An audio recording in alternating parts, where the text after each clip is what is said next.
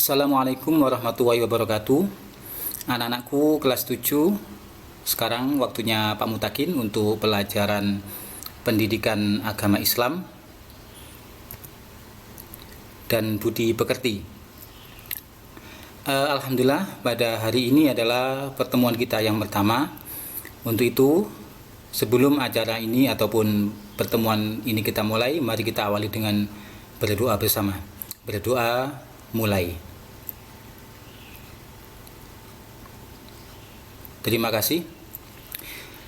Anak-anak, pada pertemuan kali ini kita akan membahas tentang bab pertama, yaitu dengan ilmu pengetahuan hidup menjadi lebih mudah. Tentu kalian mungkin punya gambaran dengan judul di bab kita ini, ya. Ya, bisa jadi dengan ilmu pengetahuan hidup kita menjadi lebih mudah. Apa yang menjadi lebih mudah? Banyak sekali contohnya, mungkin dalam hal komunikasi, dalam hal transportasi dan sebagainya. Pernahkah kalian memperhatikan kehidupan manusia sehari-hari yang disibukkan dengan urusannya, seperti pelajar, pekerja, pedagang, petani, dan yang lainnya? Jadi kalau kita situasi seperti ini, mungkin ketika kita berada di luar rumah kita atau di jalan, kita lihat tanpa orang lalu lalang, sibuk dengan urusannya masing-masing. Kemudian yang kedua, dengan apa mereka pergi ke tempat pekerjaannya? Ada yang dengan menggunakan sepeda motor, ada yang menggunakan mobil, ada yang naik kereta, ada yang naik pesawat, mungkin karena tempat pekerjaannya jauh, dan bahkan ada yang berjalan kaki atau menggunakan sepeda pancal atau sepeda angin. Nah, dengan sarana transportasi tersebut, mereka menjadi lebih mudah dan lebih cepat sampai ke tujuannya. Bayangkan saja jika seseorang yang harus mengirim barang jam 6 pagi harus sudah sampai di Surabaya, sedangkan kita berada di Malang, apakah dengan naik motor atau naik becak? Tentu kan tidak mudah. Mungkin kita bisa naik pesawat yang hanya kurang lebih 30 menit saja, atau kita naik kendaraan yang travel atau yang lebih cepat seperti itu. Jadi sangat membantu sekali seseorang untuk lebih mudah dan lebih cepat sampai kepada tujuannya. Sekarang mari kita mengamati, ada beberapa gambar. Yang pertama adalah apa, anak-anak? Iya, sebuah gambar siswa-siswi dan seorang guru yang sedang melakukan praktikum IPA, yaitu ada anak-anak yang sedang meneliti sebuah objek. Dari gambar ini bisa kita simpulkan terkait dengan ilmu pengetahuan, bahwasanya siapa yang belajar, siapa yang berusaha untuk menemukan sesuatu, tentu dia akan memperoleh hasilnya. Katakanlah saja, orang dulu itu mungkin makanannya hanya sayur saja karena terbatas dari segi ekonomi, atau mungkin kadang mereka tidak makan sayuran yang dijual di tukang sayur. Mereka mungkin mengambil buah pepaya yang ada di halaman, kemudian memetik daun kelor, ya, sebagai sayur. Nah, pada tahun-tahun ini, di zaman ini, ternyata ketika ada seseorang mengamati daun kelor atau moringa, lebih nama latinnya, itu ternyata banyak kandungan-kandungan yang sangat membantu kesehatan manusia. Oleh karena itu, makanya seiring perkembangan zaman dibuatlah sebuah obat, sebuah teh dari daun kelor dan sebagainya. Kemudian yang kedua, itu adalah sebuah kendaraan roda 2 atau motor. Kalau kita lihat, itu adalah motor zaman sekarang. Motor sangat membantu seseorang untuk sampai pada pekerjaannya agar lebih cepat sampai dan lebih cepat sampai ke tujuannya. Kalau dulu mungkin orang keluar kota, kemanapun itu hanya menggunakan jalan kaki. Pernah Pak Mutakin juga ketika waktu kemerdekaan itu pernah diceritai oleh mbahnya Pak Mutakin bahwasanya dari Sidoarjo ke Kediri itu mereka yang kurang lebih menempuh jarak 3 hari. Bayangkan kalau sekarang orang masih belum mengenal transportasi, kalau kita ke sekolah jalan kaki mungkin dekat, tapi kalau sudah antar kota, antar pulau, kemudian kita jalan kaki, bagaimana? Nah, makanya dengan ilmu pengetahuan, seseorang menciptakan sebuah kendaraan yang bisa membantu manusia, maka mempercepat kita untuk melakukan transportasi. Kemudian yang ketiga, ada sebuah gambar pesawat yang mana sangat membantu sekali seseorang dalam melakukan transportasi. Dulu ketika mungkin di tahun 80-an atau sebelum kemerdekaan, itu ketika seseorang yang sudah memiliki kemampuan baik harta maupun kesehatannya yang ingin melaksanakan ibadah haji, maka mereka berangkat dengan menggunakan kapal. Nah, dengan menggunakan kapal ini kurang lebih perjalanan pergi pulang dari katakanlah dari Malang ke Mekah, kemudian kembali lagi ke Malang, itu menempuh jarak kurang lebih 6 bulan.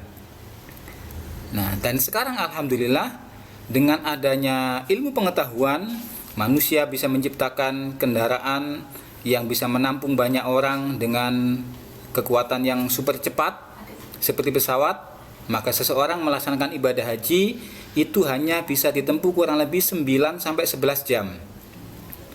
Ya. Oke, lanjut. Adapun ayat-ayat Al-Qur'an dan hadis Rasulullah tentang ilmu pengetahuan, yang pertama adalah surat Al-Mujadalah ayat yang ke-11 yang berbunyi, A'udzu billahi minasyaitonir rajim. Ya ayyuhallazina amanu idza qila lakum tafassahu fil majalis fafsahu yafsahillahu lakum. Wa idza qila ansuzu fansuzu yarfa'illahu allazina amanu minkum wallazina utul ilma darajat wallahu bima ta'maluna khabir. Yang artinya, hai orang-orang yang beriman, apabila dikatakan kepadamu, berlapang-lapanglah dalam majelis, maka lapangkanlah. Niscaya Allah akan memberi kelapangan untukmu, dan apabila dikatakan berdirilah kamu, maka berdirilah. Niscaya Allah akan meninggikan orang-orang yang beriman di antara kamu dan orang-orang yang diberi ilmu pengetahuan beberapa derajat. Dan Allah Maha mengetahui apa yang kamu kerjakan. Maksud dari ayat ini adalah, yang perlu kita baris bawahi adalah di pertengahan ayat yang berbunyi yarfa'illahu allazina amanu minkum wallazina utul ilma darajat. Bahwasanya Allah mengangkat derajat orang yang beriman itu lebih rendah daripada orang yang diberikan ilmu beberapa derajat. Kalau seumpama kita misalkan orang yang beriman itu derajatnya hanya 1, maka ketika ada orang yang beriman dan ia mempunyai ilmu, maka derajatnya adalah 2. Derajatnya lebih tinggi daripada hanya orang yang beriman saja. Makanya ilmu, terutama ilmu agama, sangat penting untuk kita pelajari dan kita dalami serta kita amalkan dalam kehidupan sehari-hari. Yang kedua adalah surat Ar-Rahman ayat 33. A'udzu billahi minasyaitonir rajim. Bismillahirrahmanirrahim. Ya ma'syaral jinni wal insi in istata'tum an tanfudu min aqtaris samawati wal ardi fanfudu la tanfuzuna illa bisultan. Yang artinya, wahai golongan jin dan manusia, jika kamu sanggup menembus atau melintasi penjuru langit dan bumi, maka tembuslah. Kamu tidak akan mampu menembusnya kecuali dengan kekuatan atau dari Allah Subhanahu wa taala. Maksudnya apa? Ayat ini menerangkan bahwasanya Allah membuka kesempatan yang luas-luasnya untuk golongan jin dan manusia.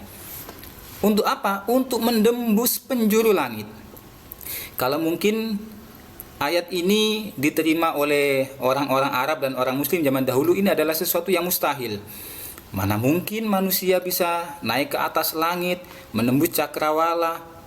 Akan tetapi di zaman sekarang, dengan ilmu pengetahuan, manusia bisa menciptakan roket untuk menuju ke angkasa, atau bahkan manusia bisa pergi ke planet-planet lain.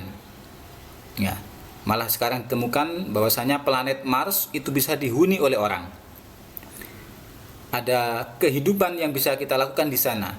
Makanya sekarang ada travel ataupun wisata yang mempromosikan tujuannya adalah planet Mars. Ya, mungkin itu hanya untuk orang-orang kaya saja. Kalau kita ya belum mampu. Jadi sesuatu yang mustahil, ternyata dengan ilmu pengetahuan semua itu menjadi mungkin. Ya kan? Kalau zaman dulu mungkin orang, bagaimana kita naik ke atas langit, kita Muhammad itu ketika Isra Mi'raj naik ke langit gini. Mungkin bohong. Tapi ternyata setelah adanya ilmu pengetahuan, orang membuat orang membuat roket, kemudian ada astronot yang ke bulan, kemanapun. Ternyata apa yang dikatakan Al-Quran itu adalah benar. Oke, selanjutnya hadis Rasulullah tentang ilmu pengetahuan. Yang pertama adalah tentang kewajiban menuntut ilmu.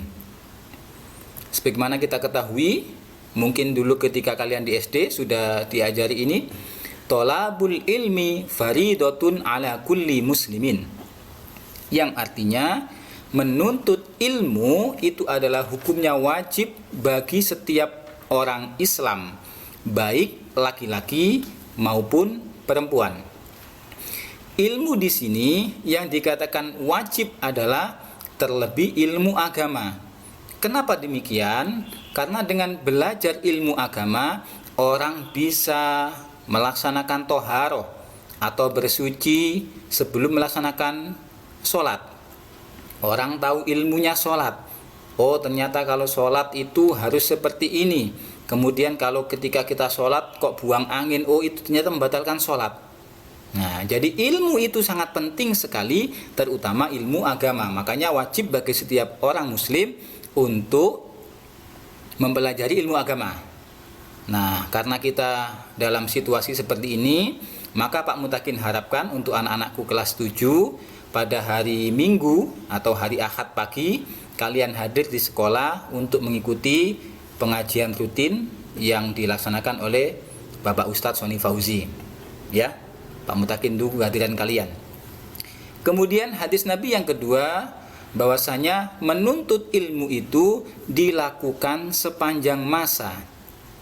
Kapan ilmu itu dilakukan atau kapan seseorang boleh menuntut ilmu? Kata hadis Nabi, utlubul ilma minal mahdi ilal lahdi, yang artinya carilah ilmu mulai dari buayan orang tua, buayan ibu, ilalah sampai kalian masuk ke liang lahat. Loh, bagaimana kita mencari ilmu mulai buayan ibu? Berarti kita masih bayi. Apakah kita mengerti? Mengerti, anak-anakku. Ya, makanya Allah itu menciptakan atau memberikan ilham bagi seorang anak bayi itu yang pertama, indera yang berfungsi adalah pendengaran. Makanya kenapa ketika bayi yang baru lahir itu biasanya oleh orang tuanya disuruh untuk azan di telinga kanan dan melakukan iqomah di telinga kiri. Sebagai apa? Itu sebagai rekaman awal bahwasanya yang didengarkan bayi pertama kali adalah suara adzan atau kalimat-kalimat thayyibah, sesuatu yang baik. Ya, jadi disitulah kita mulai diperkenalkan ilmu agama oleh orang tua kita. Kemudian ketika kita masih menyusui sama ibu kita, apa biasanya ibu ketika basa Jawa nih nguru-nguru anaknya, apa yang biasanya dilafadzkan? Ya, Mungkin membaca sholawat, sholatullah, salamullah, atau membaca kalimat-kalimat thayyibah, atau membaca asmaul husna, ya Allah, ya Rahman. Tujuannya apa? Itu adalah orang tua di samping agar anaknya ini lekas tidur, ia memperkenalkan kalimat-kalimat tauhid kepada anaknya. Harapannya apa? Anak ini nanti kalau besar menjadi orang yang pandai dalam ilmu agama. Terus bagaimana kalau seseorang sudah tua kok belum bisa membaca Al-Quran? Apakah tidak boleh belajar? Boleh. Selama kita masih diberikan nyawa oleh Allah, tidak ada kata terlambat dan tidak ada kata malu untuk belajar, terutama di bidang ilmu agama. Jadi kalian yang belum bisa membaca Al-Quran, tidak usah berkecil hati, tetap semangat. Walaupun sudah kelas 7 tapi masih Iqra 2, tidak apa-apa. Ya, kita masih belajar, tidak masalah. Dulu di tempatnya Pak Mutakin itu ada, mohon maaf, bapak yang usianya mungkin sudah punya anak satu. Jadi itu karena saking inginnya bisa baca Al-Quran, maka dia itu ikut mengaji. Dan mengajinya bukan sama orang dewasa, mengaji bareng anak-anak TPQ. Tidak malu, kenapa? Ingin sekali semangatnya belajar itu untuk bisa membaca Al-Quran itu tinggi sekali.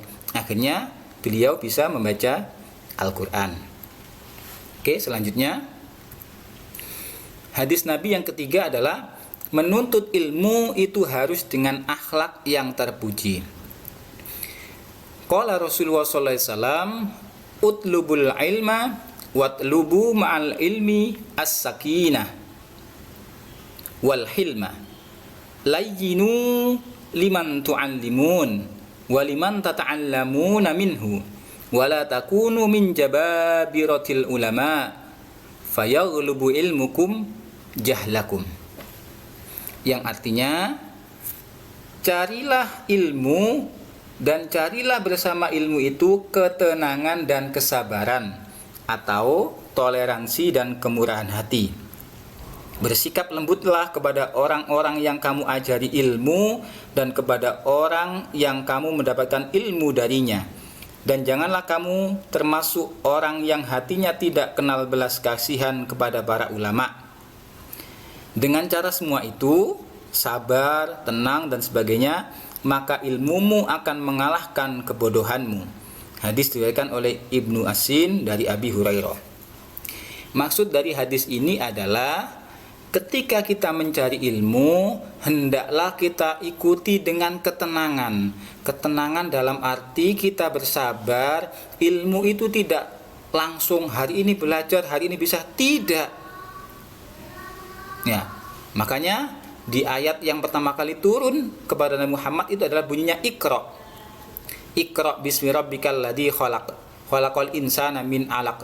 Iqra wa rabbukal akram. Ada dua kata Iqra di situ. Maksudnya apa? Maksudnya kita belajar itu harus dengan sabar. Membaca tidak hanya sekali langsung bisa. Makanya kita baca berulang-ulang ya. Membaca satu kali, oh kok belum paham, kita baca lagi. Kok belum paham, kita baca lagi sampai oh ternyata pengertiannya seperti itu. Jadi kalian harus bersabar. Kemudian yang harus kita lakukan dalam belajar adalah kita harus bersikap lemah lembut kepada orang yang mengajari kita ilmu. Makanya seorang guru itu ketika mengajar seorang murid harus dilandasi kasih sayang. Oh ya Allah, semoga saya mengajar ini murid saya menjadi pandai, menjadi tahu tentang ilmu, bahwasanya mereka tahu yang baik mana yang tidak. Nah, itu niatnya. Dan kita sebagai pelajar tentu harus juga punya niat. Ya Allah, saya belajar ini mudah-mudahan menjadi ilmu yang manfaat, tidak hanya untuk dunia saja tapi juga untuk ilmu akhirat. Kemudian yang ketiga, ketika dalam masa belajar, baik di pendidikan swasta seperti di sekolah atau pendidikan di pondok pesantren, itu kalian harus punya adab atau tata krama. Kepada guru tidak boleh berkata kasar, tidak boleh memanggil namanya. Ya, guru namanya Pak Paijo, Pak Paijo, tidak boleh seperti itu. Kita harus punya tata krama agar apa? Ilmu yang beliau sampaikan kepada kita itu menjadi ilmu yang bermanfaat. Ya, kemudian apa yang diperintahkan guru selama itu baik, ya kita laksanakan. Oke, selanjutnya yang keempat, hadis Nabi menuntut ilmu adalah jalan menuju ke surga. Man salaka tariqan yaltamisu fihi ilman sahalallahu lahu tariqan ilal jannah. Yang artinya, barang siapa yang menempuh perjalanan untuk mencari ilmu, maka Allah akan memudahkan baginya jalan menuju surga. Hadis riwayat Muslim. Jadi kalau kita di hari yang normal, kita berangkat ke sekolah, salim ibu kita, Bu, doakan saya mendapat ilmu yang bermanfaat, doakan saya selamat sampai pulang. Kemudian kalian berangkat ke sekolah. Nah, kalian niat bismillah berangkat ke sekolah untuk mencari ilmu, semoga menjadi ilmu yang bermanfaat. Nah, maka dengan kalian berniat seperti itu, Allah akan memudahkan langkah kita untuk menuju ke surganya Allah. Kenapa? Karena kita dalam proses belajar untuk mencari ilmunya Allah.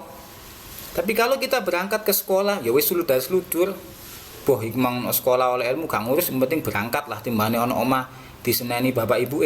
Nah, tentu itu adalah tidak bernilai ibadah. Oleh karena itu anak-anak, niatkanlah kalian belajar ini walaupun dalam kondisi daring seperti ini secara online, tetap kalian niati bismillah belajar menuntut ilmu agar menjadi ilmu yang bermanfaat tidak hanya di dunia dan juga di akhirat. Nah, kalau seperti itu, maka kalian walaupun di rumah dengan melihat YouTube atau bergabung di Google Classroom, itu menjadi sarana ibadah buat kalian.